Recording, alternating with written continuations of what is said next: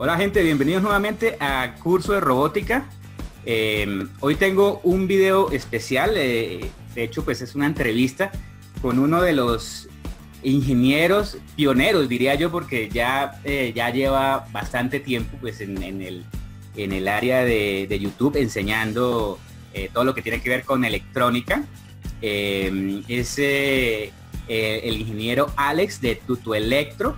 Él comenzó ya hace bastante tiempo, diría yo, porque yo lo sigo desde hace varios años, y comenzó pues dando clases de electrónica a través de YouTube, y fue uno de los pioneros en habla hispana.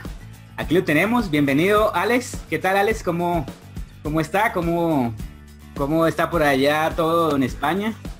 Me alegra mucho tenerlo aquí, y pues la idea pues es tener una charla y pues que nos cuentes un poco de todo de tu vida, el background, qué es lo que haces y pues un poco de la historia para resumir. Pues nada, buenas a todos y gracias por invitarme a esta entrevista. Bueno, básicamente la verdad es que sí, llevo ya unos cuantos años, no sé si 10 o por ahí, creo que desde el 2007. Sí, yo desde hace rato te sigo, o sea, la verdad. No sé si son 8 o 10 años, pero por ahí van. Bastante tiempo, diría yo. Bastante. Parece que no, pero pasa el tiempo volando. Sí, y creo que fue ayer cuando empecé con esto. Cuando comenzaste con las clases en tu tablerito, fue en esa época, pues, genial. O sea, ahí salimos de muchas dudas, bastantes ingenieros que estábamos estudiando, terminando de estudiar. Bueno, pues básicamente aquí todo bien. Está empezando a llegar el calor. Así que bien. Y bueno, el background mío, pues podemos decir que yo básicamente, antes de llegar a estudiar lo que es ingeniería, ya podría haber estudiado cualquier cosa, y cualquier cosa yo creo que me hubiera gustado. En cualquier caso, yo en un principio quería ser industrial, pero luego, bueno, en realidad yo siempre he querido ser piloto, con lo cual me fui a estudiar para ser piloto. Y estuve un año, más o menos, casi. Al final, cuando terminé, dije, hay profesores que tenía allí que habían volado 5 años y luego por algún problema de circulación o algo ya no podían volar más, con lo cual estaban destinados a tierra. Y fue algo que digo, tanto dinero que hay que poner porque es carísimo, más después el tiempo que hay que dedicarle, y que después te pongan en tierra después de unos pocos años por cualquier problema, que cualquier otro trabajo lo podrías hacer sin problema. Claro. Y encima ya se veía venir la crisis, porque eso fue antes del 2007, antes de la crisis financiera del 2007. Entonces ya me quedé un poco como diciendo, bueno, pues no sé si esto es lo que me interesa ahora mismo. Aparte de yo siempre que estaba allí, pues yo pensaba en inventar, y se me ocurrían cosas para inventar, como siempre, y me interesaba cómo funcionaban todo. Y bueno, al final pues decidí dejarlo, pero esto fue justo después de haber estudiado ingeniería aeronáutica. Porque estuve 6 o 7 meses, entré en ingeniería aeronáutica y conocí a un compañero que tenía la licencia de piloto privado, y por eso fue que me fui para allá. Con lo cual volví otra vez a la parte de ingeniería. Y en este caso, siempre me ha interesado la electrónica, la tecnología, los aparatos, cualquier tipo de aparato electrónico, con lo cual decidí, estaba entre industrial y telecomunicaciones, y al final decidirme por telecomunicaciones, especialidad en electrónica. Muy bien. Era lo que me llamaba la atención. En cuanto a trabajo, pues básicamente yo salí de la que se llama Ingeniería Técnica de Telecomunicaciones, especialidad en electrónica. Un trabajo en temas de domótica. Luego lo terminamos, digamos, estuve un tiempo allí. Luego me fui a trabajar en una compañía en Barcelona, que es multinacional y que se dedica a hacer lo que es la electrónica de comodidad, como llama eso, commodity electronics, o digamos de confort de los automóviles, es decir, todo lo que controla las radios, todo lo que no conlleva, digamos, la parte del control de mecanismos de seguridad o del motor. Pero tú trabajas como la parte ya del diseño como tal, porque hay veces, hay trabajos en que uno dice, listo, trabajo en tal área, pero simplemente lo que voy a es armar o y ensamblar, capacitar, pero tú trabajaste como en el área ya de diseño como tal de las placas electrónicas. Te explico. En el trabajo anterior, en el de domótica, yo me encargaba de hacer todo lo que es el hardware y el software. Perdón, el firmware. Es decir, diseñaba las placas, las probaba, programaba en los micros y trabajaba con la gente de software para que todo funcionara. Así yo me encargaba de prácticamente todo. Mandaba a la fábrica las placas, las soldaba, todo. Luego aquí cuando fui a Lear, puesto que es una empresa más grande, mucho más grande, hay distintos departamentos y puesto que ellos necesitan como requisito primordial la seguridad, ellos, digamos, no hacen cambios. Todo lo que es medicina no tanto, pero en ciertos campos sí.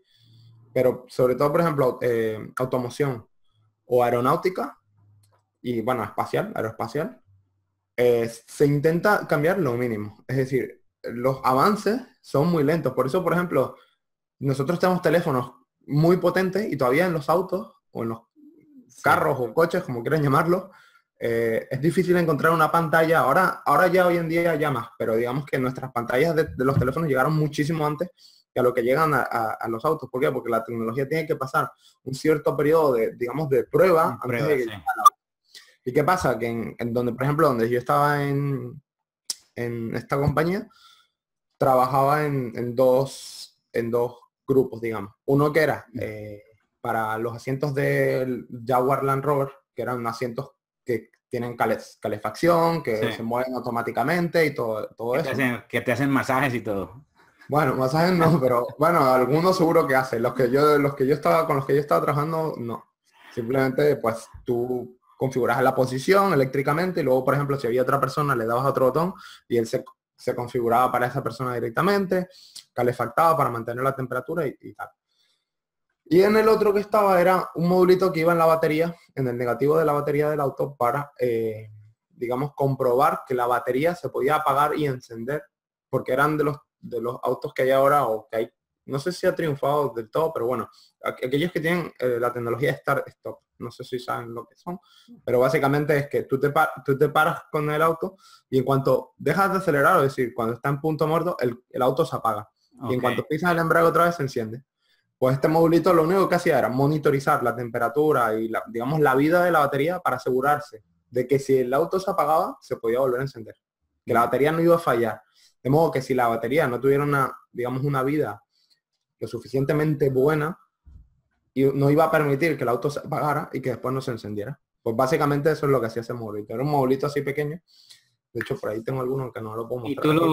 ¿Y tú lo diseñabas prácticamente de cero? No, ¿O eso no? En ese caso no. ¿En qué parte trabajas tú en ese?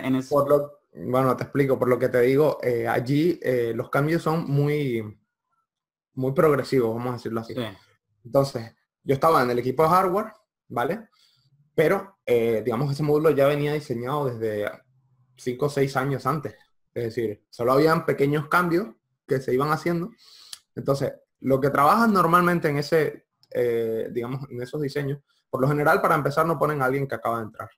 Ahí, jamás. En la automoción eso no lo vas a ver. Es decir, por lo general lo que se hace es, se coge digamos, el diseño anterior que se tenga, todos los diseños basados en el anterior, y se utilizan para un nuevo diseño y cambian alguna cosita. Es muy raro que haya un diseño de cero, ¿vale? Entonces eso ya pues te limita en el sentido de diseñar. Sin embargo, lo que haces ahí en hardware normalmente primero dar soporte a las empresas. Por ejemplo, todas las semanas tienes que hablar con Jaguar Land Rover. Si encuentran una falla en uno de los módulos en un auto, pues tienes que averiguar por qué falla. Es como el soporte nivel 1, porque yo he visto una empresa grande dice soporte nivel 1, 2 y 3. En el 1 es como el contacto con el cliente. Ya después le van subiendo de nivel a ver si hay algún problema y lo van redirigiendo como a la parte de research. Sí, de research. Lo que pasa es que aquí no era exactamente así, pero bueno, puedes verlo así, porque en realidad como yo estaba en hardware, en uno de los proyectos creo que éramos 2, solo en el de la batería éramos 2 personas de hardware, y en el otro éramos a lo mejor 5 o 6, depende de... Bueno, en cualquier caso, como nosotros tenemos que tratar con el cliente, nosotros también teníamos que buscar la solución, es decir, nosotros podíamos contactar con nuestro jefe porque decir, oye, pues mira, va a haber que cambiar esto, va a haber que esto y lo otro. O con los de software o con quien sea, para, digamos, solucionar el problema. Y una vez que está solucionado, eso había que certificarlo. Uno no puede decir, oye, cambia esta resistencia y ya está. No, no, no. Eso, cambia la resistencia y pasar 6 meses digamos, por En ejemplo, pruebas, chequeo. Sí. claro, para comprobar que ese cambio no... Una vez, por ejemplo, típica cosa que hacían, para que te hagas una idea de lo que tenía que hacer. Cosas como esa, oye, ha fallado, teníamos un problema con el sellado del módulo de la batería y pues había que buscar una solución. Se tuvo que hacer hasta rayos X para ver si los micros estaban fallando. Cosas de ese estilo. O por ejemplo, había un cristal de la placa, por ejemplo, de una de las placas de los módulos de los asientos, que el cristal, pues el fabricante iba a cambiar digamos, el wire bonding que tenía, la forma de soldar el cable de interno que conecta los pines con el die del micro, del cristal, bro, como lo había cambiado de níquel no sé qué a cadmio no sé cuánto, pues te tocaba ponerle un cristal nuevo, es decir, retrabajar una placa de las que ya existían, hacer todas las pruebas pertinentes, hablar con los software para que le hicieran todas sus pruebas pertinentes, o llevar la certificación, todo eso porque al fabricante pues cambió el wire bonding solamente. Y documentar todo, me imagino yo, o sea, hacer el paper de todo el nuevo claro, sistema. Y entonces la documentación, y luego tienen que generar un nuevo BOM y hacer un análisis de worst case y todas esas movidas básicamente para cambiar un cristal que se supone que tiene que ser igual al anterior. Así que ya te puedes imaginar. Entonces, es más que nada verificación, documentación, bastante documentación, prueba y tratar con el cliente en el sentido de que, oye, hay un problema. O si se quiere cambiar algo, pues que hablar con el cliente, ver si es posible, básicamente un poco de la gestión de todo. Tú cuando hacías los diseños, ya pagando en la parte técnica, ¿qué software manejabas? Ahí utilizamos o Altium usábamos PCAD, se llama PCAD. Era un software bastante antiguo, lo que pasa es que, claro, como te digo, esta gente, digamos, trabaja con cosas viejas, ellos no quieren la última versión de todo, nunca. Sí. Ellos lo que quieren es que sea estable. Claro. Entonces, ahí tenían montado sus propios scripts para, por ejemplo, las placas, dependiendo de si se montaba en el Jaguar XLR no sé qué, o en el tal, pues cada placa a lo mejor tiene 6 o 7 versiones diferentes, con componentes diferentes. De hecho, cada componente está montado, tiene digamos, su alternativa. Sí. Es decir, si tú, por ejemplo, pones un integrado de Maxim, tiene que haber una alternativa de otra compañía que no tenga nada que ver con Maxim, que en el caso de que Maxim no te lo pueda surtir, te lo dé la otra. Tener el backup de diseño. Claro. Y eso en todos los componentes, ¿vale? Y lo mismo con las placas, y lo mismo con todo lo que tuvieras ahí. Entonces, todo eso, mantener todo eso, pues es trabajo. Y ya te digo, ahí diseño, pues lo justo. Después, por ejemplo, iba a entrar pero eso fue antes de irme, en el diseño para una moto de BMW, del control para una moto de BMW. Sí. Que al final, ¿qué hicieron? Pues lo que te mandan una RFQ, que es un Request for Quoting, que te dicen bueno, nosotros necesitamos, te pasan un libro de requisitos de todos los requerimientos que tiene que cumplir. Y por lo general, ya te digo, ¿qué se hizo? Se cogían, digamos, el esquemático que ya se tenía de la placa tal que se utilizaba en tal moto o en tal auto, lo que sea, y se intentaba pues ajustar, no sé qué, y luego se pasaba una reunión de muchos ingenieros de hardware, se volvía a revisar, se hacía una primera prueba, luego, y así sucesivamente. No es como en el sitio en el que estaba antes o como donde estoy ahora. No tiene nada que ver. Es decir, es otra forma de trabajar. Y me imagino que trabajar en esas empresas grandes, obviamente hay mucho protocolo, ¿no? Porque no es una empresa chiquita que uno dice, listo, hago esto, entonces te creen y tú lo haces y ya. Exactamente. Pasar un paso, después al otro, el revisión, revisión, imagino yo que es un proceso. Sobre todo ten en cuenta de que no es solo una empresa grande, porque si fuera una empresa grande, bueno, tienes que pasar revisiones, pero digamos que hay un poco más de evolución en lo que es los diseños, más rápida, por decirlo de alguna manera, pero al ser automoción, como te digo, lo que a ellos más les preocupa es la seguridad. Ellos lo que no quieren es que esta placa mañana haga cualquier cosa y se le enciendan las luces y ocurra un accidente. Claro. ¿Me explico? Eso es lo que ellos quieren evitar. Claro. Con lo cual, esto era, pues, se hacían pequeños cambios y cuando se hacía un cambio medianamente mayor, pues tenía que pasar una serie de revisiones, no sé qué, pasar unas pruebas. No es tan sencillo. Entonces, claro, ahí digamos que la capacidad de diseño era poca. Luego es verdad que hay, digamos, equipos de I+D o de investigación y desarrollo, de research, que Sí. digamos que sí intentaban ir un poco más allá y tal. Lo que pasa es que yo no estaba en esa rama, yo estaba en hardware, digamos, manteniendo lo que era lo actual. Claro, claro. Bueno, y en hobbies me imagino que también irás o vas en el mismo camino de electrónica, por lo que veo, pues por lo que nosotros vemos en la parte de tus videos y de los proyectos que haces. Hombre, Pero para mí procura tener algo diferente para desconectarte totalmente. a ver, yo no tengo problema en no desconectar, de hecho, es una de las cosas que me riñe mi novia.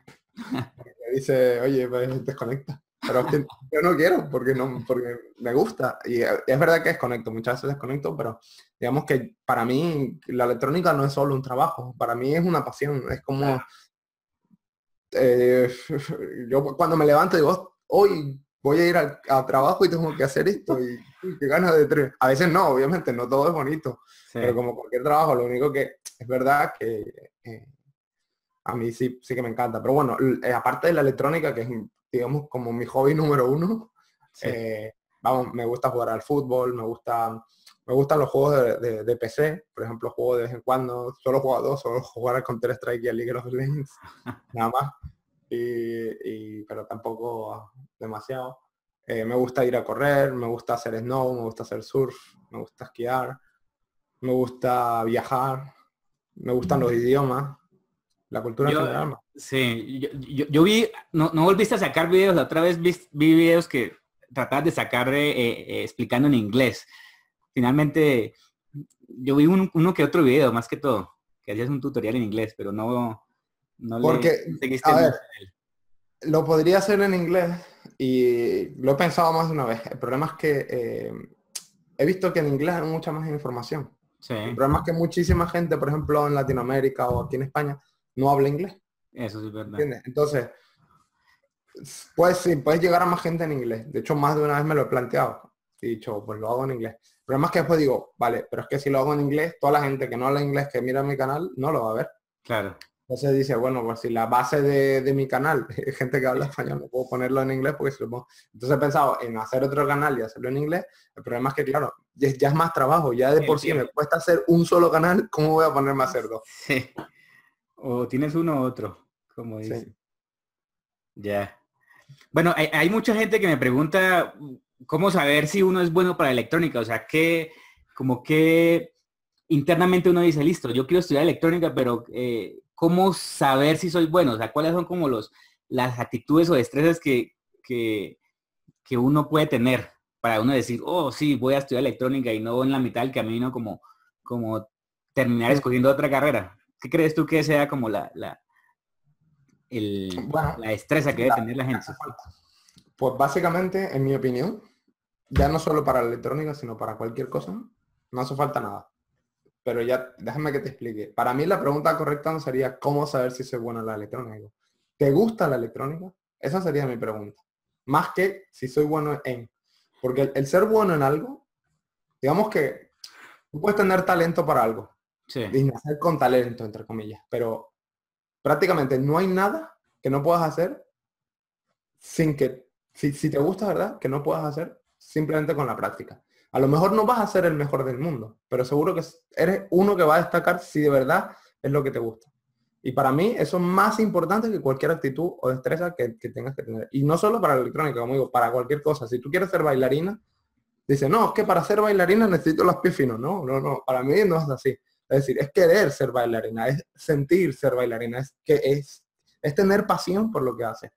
Ahora, si lo que quieres, digamos, es hacerlo, porque dices, bueno, es que no sé si me gusta o no, quieres practicarlo, yo lo que recomiendo es probar algo que sea rápido y que diga, me ayuda a intentar ver lo máximo posible en el menor tiempo posible para saber si te gusta. Y si te gusta, no te preocupes si tienes o no las actitudes, las vas a conseguir. Eso es lo que yo pienso. En el camino se van puliendo esos defectos. De todas maneras, digamos que una cualidad que para mí yo creo que es importante, que se adquiere, yo creo que se adquiere, pero que si la tienes, pues mejor todavía, es querer saber cómo funcionan las cosas. Si tú quieres saber cómo funcionan las cosas, o ya has tenido esa sensación de hacer algo con tus propias manos o con tus capacidades desde cero y llegar a hacer algo y decir, wow, he hecho esto, y eso te hace sentir bien, seguro que te va a gustar la electrónica. Es como la curiosidad, ser curioso y uno dice, bueno, listo, ¿cómo funciona esto? ¿Qué tiene por dentro? Claro, Entonces, si uno se hace esas claro. preguntas, supongo yo que ya, bueno, por ahí, por ese lado, Es que no sé programar, es que no sé soldar. Oiga, ¿yo acaso nací sabiendo programar o sabiendo soldar? O que no, eso es cuestión de práctica, como todo. sí, sí, sí. Ah, bueno. Bueno, y ya hemos hablado un poco de cómo comenzó tu canal, pero entonces queremos saber como exactamente cuál fue como la chispa esa inicial. Yo, bueno, yo quiero hacer un canal hace ya 7 años, como decías.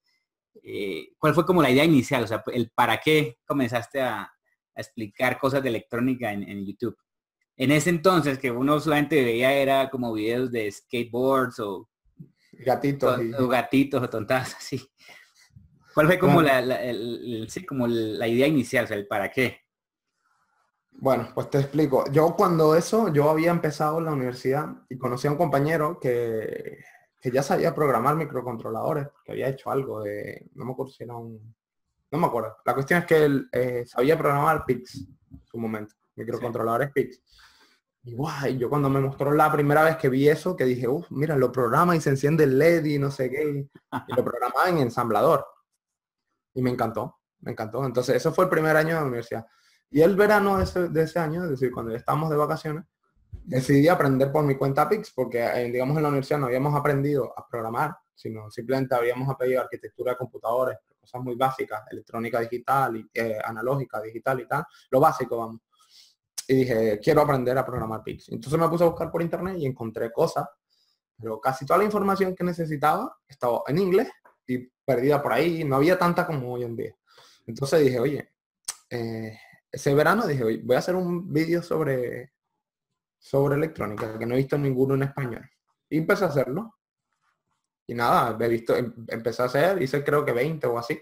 Y empecé a ver que a la gente le interesaba. Entonces ya empecé a seguir, hice lo de los microcontroladores. Luego YouTube me contactó.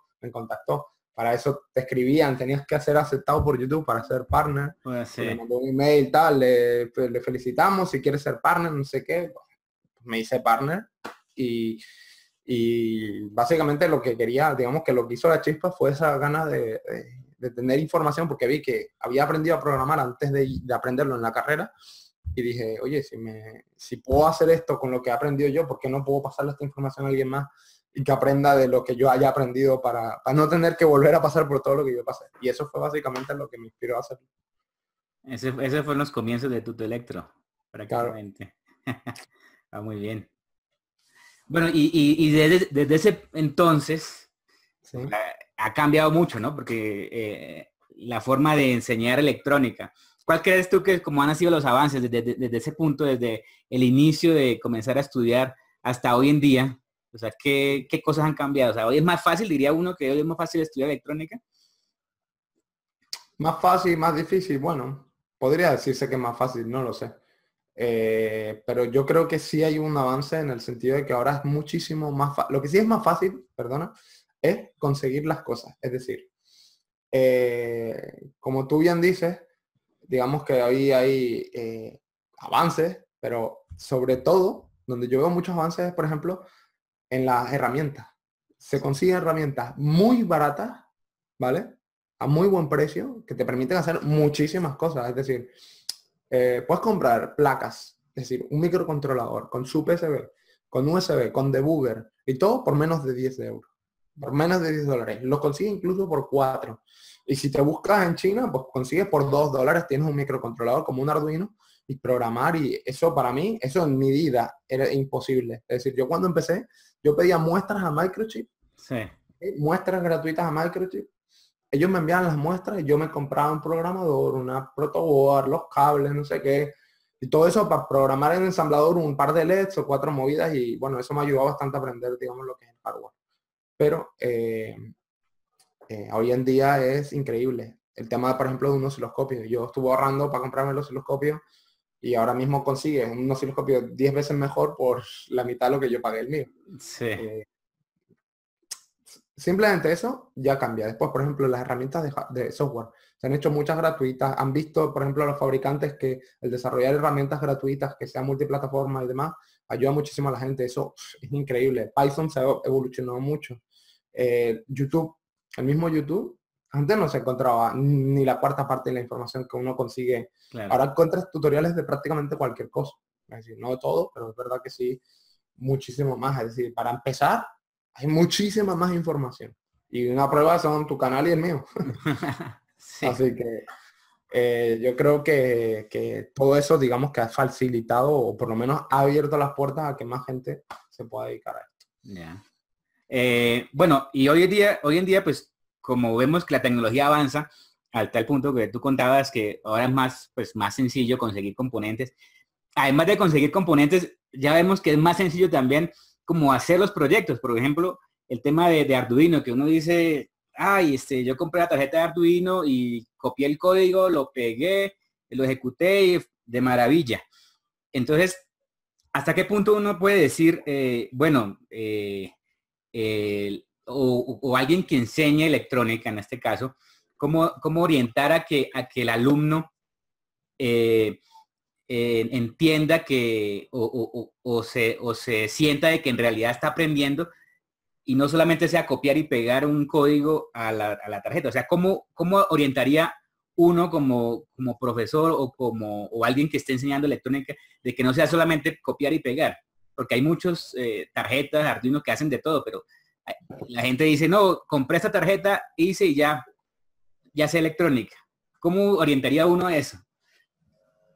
Bueno, pues, a ver, hay mucha gente que, digamos, que estudia ingeniería y demás, que dice, no, el Arduino no sirve para nada, no sé qué, no sé cuánto. Yo personalmente no estoy de acuerdo. Es decir, tampoco estoy de acuerdo con que copio, pego y digo, ya soy electrónico. No, tampoco es así. Pero creo que el Arduino es una muy buena herramienta por una sencilla razón. Porque nos permite o le permite a alguien alcanzar o llegar a hacer algo con una función ya final o, digamos, con una función visible, que eso lo que hace es motivar al estudiante. Cosa que si tú empiezas desde lo más básico y empiezas a montar cosas y tal, y que cuesta, digamos, llegar al concepto final, al concepto global, desmotivas en mi opinión, desmotivas al estudiante. Sin embargo, este tipo de cosas que uno los monta rápido y que funcionan y demás, pues no la desmotivan, sino que ayudan a ver digamos, el producto resultado. final. El producto Claro. final, exacto. Ahora que así no se aprende toda la electrónica, porque hay muchísimas cosas que se han, digamos, ignorado cuando uno utiliza y sobre todo cuando uno copia y pega. En eso tampoco estoy de acuerdo. Entonces, ¿cómo lo enfocaría yo? Bueno, yo podría explicarles cómo hacer eso, copiar, pegar y explicar los básicos del Arduino, y una vez que saben hacerlo del Arduino, decirle, bueno, ahora vamos a hacer el Arduino, pero vamos a hacer otro proyecto. O cada uno que proponga un proyecto. Que el propio estudiante, uno que quieran de verdad hacer. ¿Vale? O sea, una lista y que cada uno elija el tipo de proyecto que quiera hacer. Pero que digamos que motiva al estudiante. Porque para mí, si no hay motivación, no se puede conseguir que la persona aprenda o que coja interés. Entonces, una vez que uno va a hacer algo diferente, muchas veces los shields no existen. Claro. Otras, por ejemplo, tú no puedes vender un producto hecho con Arduino. Hay mucha gente que ha empezado, que están estrellados, que han hecho Kickstarters y cosas por el estilo, porque han basado su producto en Arduino y tú no puedes basar un producto en Arduino. ¿Por qué? Porque el tamaño es más grande, porque el coste va a ser mucho más elevado, porque no hará las funciones tan bien como las haría digamos, un diseño. Algo dedicado, sí, algo dedicado al... Entonces, el estudiante, digamos, para mí, el profesor lo que tendría que hacer es enseñarles lo básico del Arduino y luego intentar que hagan algo diferente que de verdad les interese. ¿Por qué? Porque para hacer eso diferente, ya cuando, por ejemplo, uno hace un diseño custom, no vale con copio y pego y ya está. Porque hay cosas que no van a funcionar, porque ya no tienes, digamos, el lenguaje de Arduino, a lo mejor tienes el código, pero ves que no funciona. Entonces, ¿qué pasa? Porque el enrutado no está funcionando bien. ¿Por qué el enrutado no está bien? Porque tienes una capacidad parásita. ¿Por qué? Porque has hecho las líneas muy largas, por esto, por lo otro. Y ahí es donde se aprende, equivocándose. Claro. Yo he quemado por lo menos 30 o 40 pits, por lo menos. ¿Vale? Quemados, ¿eh? de que le puse mucha corriente o le conecté al revés sin darme cuenta, pero es así como uno aprende. Y ahora no quemo ninguno, pues ¿por qué? Porque es así como he aprendido. ¿Me explico? Entonces, para mí, el Arduino está bien, pero hay que ir más allá del Arduino. Es decir, con el Arduino se pueden hacer cosas muy rápidas y muy fáciles. Por eso me gusta explicar sobre el Arduino, porque eso, digamos, alienta el interés del estudiante. Pero no es una herramienta final. Es decir, después hay que intentar hacer cosas mejores. Es decir, ok, cuando el Arduino me dice un GPS que me cuenta la distancia que recorro y tal. Muy bien.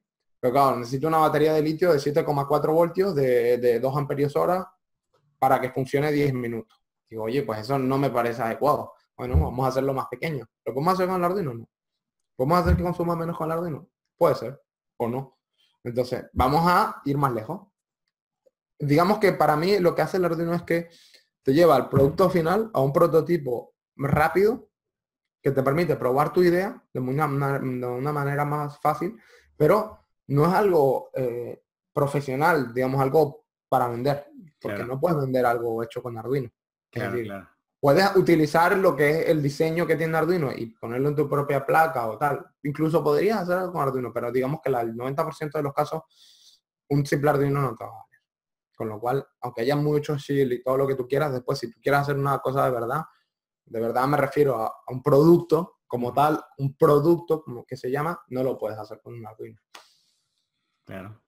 Ah, Con lo ok. cual, creo que eso responde a tu pregunta. Muy bien. Alex, y volviendo al tema otra vez pues de cómo está el ambiente como de la industria de la electrónica, ¿qué faltaría en Latinoamérica como para ser más competitivos? O sea, tú viéndolo desde la perspectiva pues, de cómo se ve el área de esta área en Europa, Mm. ¿qué haría falta en Latinoamérica? O sea, porque nosotros siempre somos como consumidores, ¿no? O sea, hay algo, un diseño electrónico, pues simplemente se compra de Europa, de Estados Unidos, Sí, pero viene de Alemania, tú. sí, ¿Viene de dónde? bien, exacto. Y si uno dice, no, viene de Alemania, es porque está bien hecho, viene de Estados Unidos o viene de... Bueno, pero eso pasa aquí y pasa en todas partes. En los Estados Unidos también dicen que, no, es un auto alemán. Sí, ¿Me explico? Y aquí en España también. No, es que es zapatería italiana. Y después aquí, por ejemplo, donde la zona en la que yo vivo se hace muchos zapatos, pero también digamos que lo valoran eso aquí. Y yo creo que eso es una cuestión muy importante. Y es verdad que hay que darles el reconocimiento, por ejemplo, a los alemanes. Por mucho que me duele, son gente muy cuadrada, muy, digamos, son profesionales, es decir, ujú, hacen su trabajo bien hecho, eso hay que reconocerlo. Sin embargo, eso no quiere decir que no se pueda hacer en otros países, como puede ser, por ejemplo, en Latinoamérica. Para mí, para que haya una competitividad mayor, hay varios factores. Número uno es la educación. Y cuando digo educación, no me refiero a copiar la educación que tienen en Europa. ujú, No, ¿vale? Me refiero a, vemos cómo se educa en Europa, tomamos lo que es bueno, pero vamos más lejos o vamos a plantearlo de manera diferente. ¿Qué creemos que es lógico? Por ejemplo, aquí el sistema educativo no me gusta por el tema que te decía. No intentan motivar al alumno, sino esto es lo que tienes que estudiar y esto es lo que vas a hacer. Sin saber, mucha gente estudia. Aquí hay muchísima gente que no sabe lo que quiere hacer. No sabe lo que quiere hacer. Es triste decir que no se sepa qué es lo que uno quiere hacer. Una cosa es que diga, vale, es que quiero hacer esto, pero eso no me permite vivir. Bueno, hasta ahí estoy de acuerdo hasta la mitad, porque puedes decir, encuentro que quiero hacer, pero no gano dinero. Pues hay alguna manera de ganar dinero. Es posible. Es bastante posible. No en 100% de los casos, pero yo creo que en la mayoría. Sin embargo, en el tema de la educación, no tiene que ser solo el ganar dinero, sino que de verdad te guste, porque hay mucha gente que estudia y eso deberían de, por ejemplo, tomar ventaja en Latinoamérica de que eso es algo que normalmente no se hace aquí. Hay mucha gente que estudió lo que yo estudié porque le daba la nota a su carrera o porque no sabía qué más hacer o porque sus padres lo obligaban a estudiar. Usted no quiere estudiar, no estudie. Usted quiere ser carpintero, sea carpintero desde que tenga 16 años si quiere, pero haga su carpintería bien. Y ser carpintero no quiere decir que voy a ser un inculto. No, no, no, no. sí, Yo puedo estudiar y tener una cultura general muy elevada y ser el mejor carpintero de mi zona y ganar más dinero que cualquier ingeniero que tenga al lado. ¿Me explico? claro. Y eso estoy en contra de eso. Y eso debería aprovecharse en Latinoamérica. Segundo, como ya he dicho, tomar las buenas ideas de la educación, pero, digamos, ir más lejos. Por ejemplo, basar la educación en proyectos. Es decir, si yo para salir de ser, cuando yo termine ingeniería voy a hacer tal cosa, vamos a hacerlo al revés. Vamos a aprender a hacer tal cosa y de ahí enseñamos lo que es lo básico, lo que se tenía que haber aprendido antes. Porque si nosotros empezamos a extraer las ideas y no explicar las cosas concretas, sino que hacemos algo dando por sentado muchas cosas, como ocurre con el Arduino, nosotros vemos al final, vemos si nos interesa y si nos interesa vamos a aprender todo lo demás, porque al final nos va a ser necesario.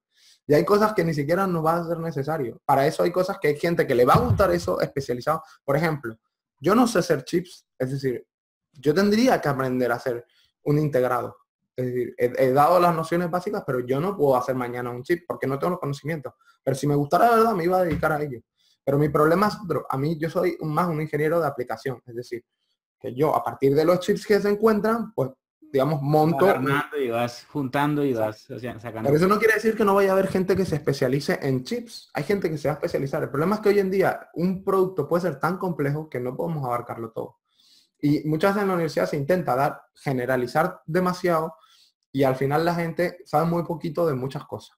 Ya. ¿Ok? Entonces... Un mar de conocimientos con 1 milímetro de profundidad. Exacto.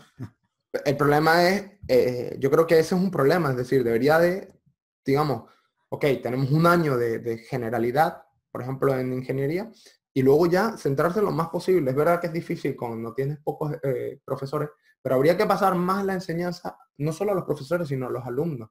Y no, por ejemplo, no centrar en una universidad muchas carreras. A lo mejor habría que tener una universidad con 4 carreras. Sí. Exactamente. De la gente que de verdad le interesa eso. ¿Me explico? Y luego sí es verdad que habría que también, una vez que ya estás especializado, y una vez que estás especializado, debería haber un curso común entre cosas que no tienen nada que ver. Por ejemplo, medicina e ingeniería, literatura y tal. ¿Por qué? Porque cuando confluyen gente de distintos dominios, uno no conoce la problemática del otro. Claro. Y el otro no conoce la solución que le puede proveer el primero. Entonces, ese tipo de cosas también hacen que avancen las cosas.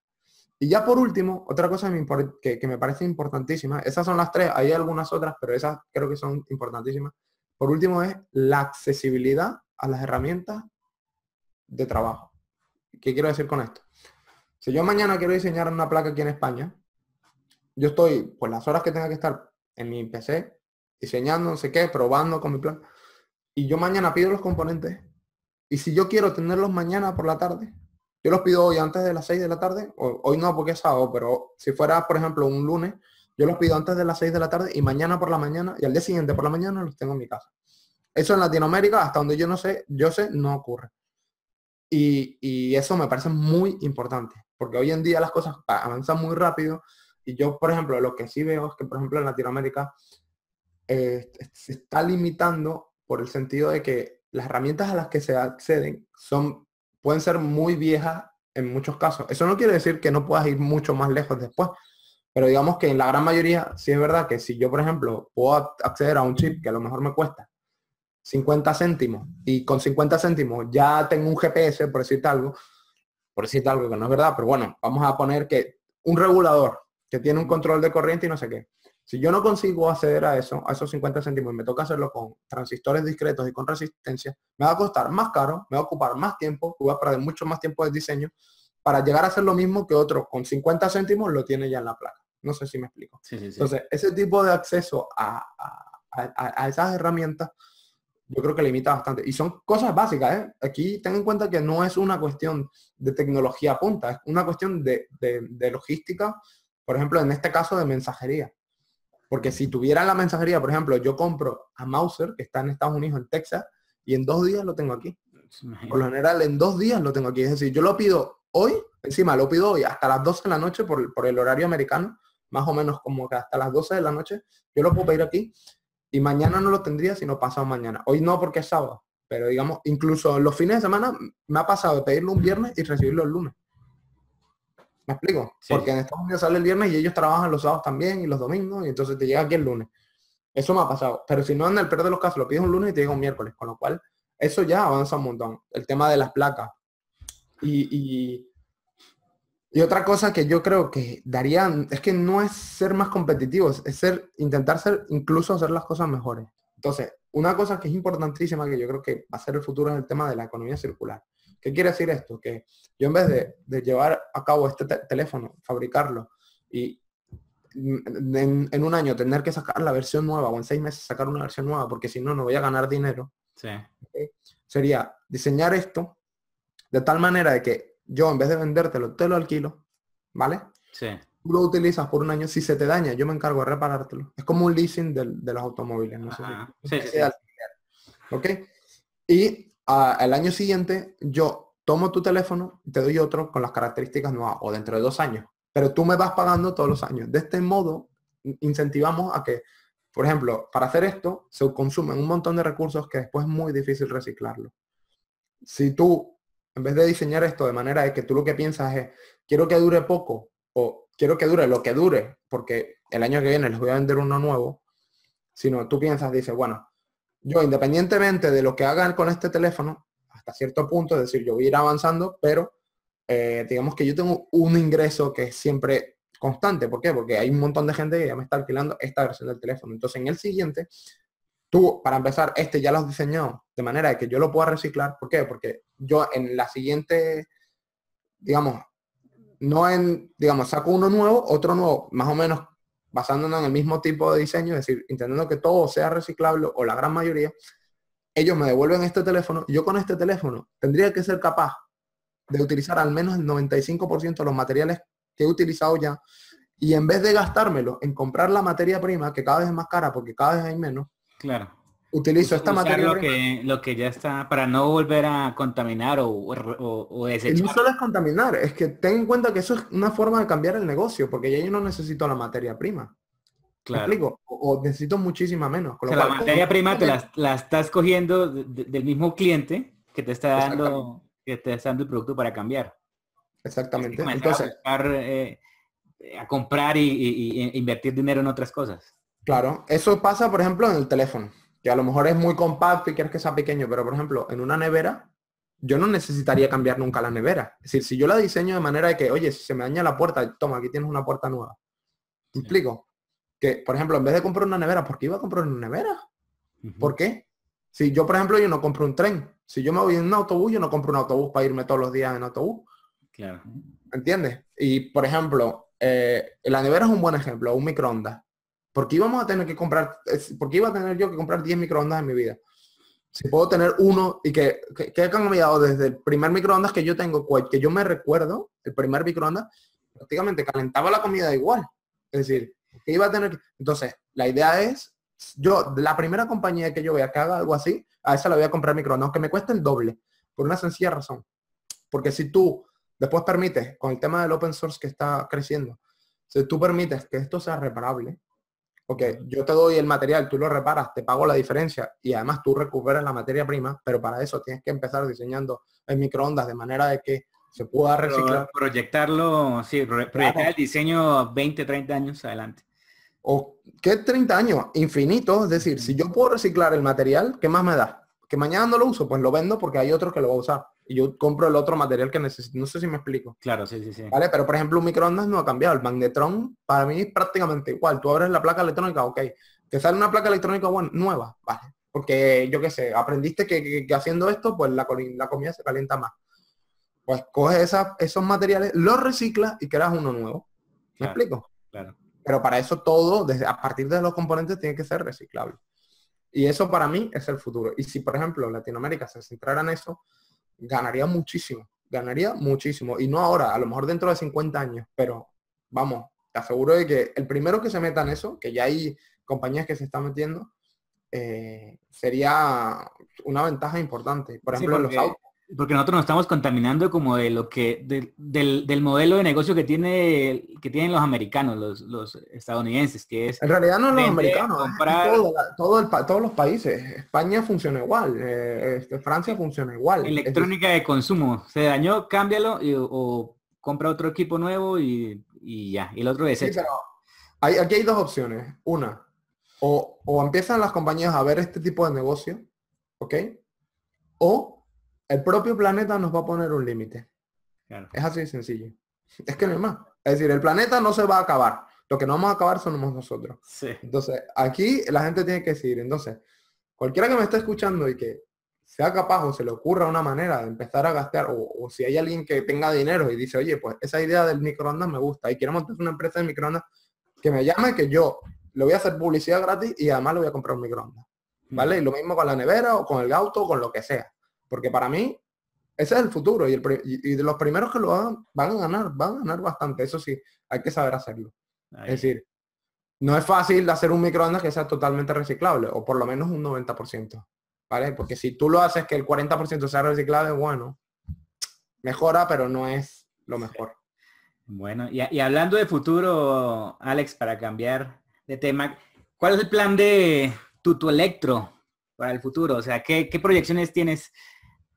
Igual, oye, yo sé que todos los días hay cosas nuevas y yo he visto pues que sale una cosa nueva y tú haces algún video sobre ello, pero no sé, ¿tienes alguna objetivo al final por lo menos? ¿O cómo lo divides tú? ¿Por años? Este año voy a hacer esto, el siguiente año voy a hacer esto. No, en realidad no tengo, digamos, un camino marcado. Es decir, como tú dices, van saliendo cosas, voy a un poco llevando las cosas como van saliendo, como lo que voy viendo, lo que se me ocurre o lo que la gente me pregunta. No tengo digamos, un plan. Ahora, lo que sí me gustaría es algún día llegar a hacer algo como lo que te comentaba, es decir, hacer quizás un proyecto, vender varios proyectos hechos y explicar cómo, es decir, que la gente lo pueda comprar o diseñarlo y a partir de ahí explicar todo hacia atrás, ¿vale? O hacia adelante. Primero aprender todo lo que es la programación del dispositivo, luego si quieres hacer la placa y diseñarla tú o modificarla o lo que sea, pues también poder hacerlo y después ir hacia atrás. La idea es que la gente pueda aprender cosas que, en mi opinión, en 90% de los casos no se aprende, por ejemplo, en una universidad. Sí. Es decir, hacer lo que harías tú en verdad. Y cuando tienes un problema y se te daña, es decir, incluso he pensado, hago una placa, hago un desarrollo, un producto, por ejemplo, una lámpara que se conecta por Wi-Fi. ¿Okay? Y que la gente pueda programarla y decir, oye, pues yo quiero que cuando me llegue un email se encienda en rojo. Sí. Que la gente sea capaz de hacerlo y si no lo sabe, pues que lo pregunte, ¿vale? Pero que tenga esa posibilidad. Que eso muchas veces o no se aprende en la universidad o se aprende muy poco, pero la ventaja que tiene YouTube es que si alguien está buscándolo porque le interesa, lo va a llegar a hacer. Porque claro, es una persona que le interesa. No es como en las universidades hoy en día, que es una de las cosas que te he dicho que habría que cambiar. Sí. Que llegan ahí por obligación, entre comillas. Sí. Sí. Pero bueno, que no tengo ninguna, ahora mismo ya he dicho... Así decía un profesor, a usted le decía a los alumnos, ¿usted vino o lo mandaron? Y es verdad. Y yo digo, usted no quiere aprender, váyase, yo no le voy a poner falta. Yo tenía profesores así, que yo, usted si no quiere aprender nada, váyase. También es verdad que la forma de las clases muchas veces no motiva a los alumnos. Claro, eso sí. Que también es importante, no hay que echarles toda la culpa a los alumnos porque no es verdad. Pero es un poco un problema de la sociedad en general. Bueno, en cualquier caso, ahora mismo no tengo ningún tipo de digamos, de rumbo que voy a seguir con el Tutorector. Por ahora voy a hacer tutoriales con un módulo de SP8266 que es de Wi-Fi. Luego querría hacer videos de visión por computador y también con la Raspberry Pi y cosas así, o incluso mezclarlos todos. El problema es que mientras más avanzados son los videos, menos gente les interesa. Sí. Eso entonces, intento no irme muy lejos porque si no, pues a lo mejor lo vendí. Entonces, es mejor enseñar esos 10, algo que a lo mejor lo saben ya, o abarcar mucho más y con vídeos más sencillos. No lo sé. Porque siempre me gustaría hacerlo mejor, o sea, con contenido de calidad, pero es que no tengo el tiempo. Claro. Bueno, Alex.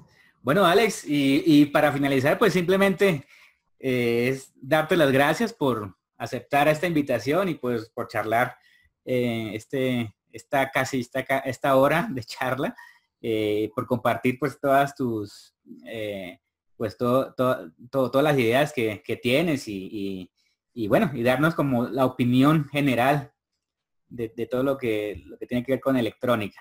Y bueno, y conocerte un poquito más, ¿no? Que ese era el objetivo de este video. Entonces, nada, pues para finalizar tú también, ¿qué quieres saludar o terminar de...? Sí, pues nada, muchas gracias por la entrevista y bueno, habrá que repetirla, pero puesto cada uno en el otro lado. Claro. No, así vamos. Hay bastante material para hacer de aquí en adelante. Y bueno, sí.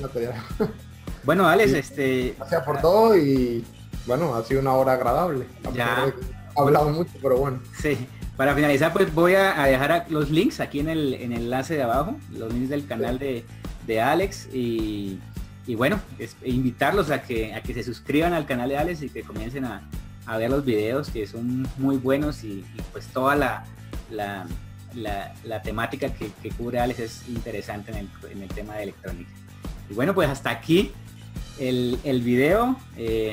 Gracias por vernos y bueno, nos vemos en los siguientes tutoriales o videos que vamos a sacar. Nos vemos. Chao. Chao, Alex. Adiós. Listo. Te invito a suscribirte a mi canal dando un clic en el botón de suscribirse en la parte superior derecha del canal y luego un clic en la ruedita. Esto con el fin de seleccionar la opción recibir todas las notificaciones. Con esto te llegará un email cada vez que yo suba un nuevo video a este canal.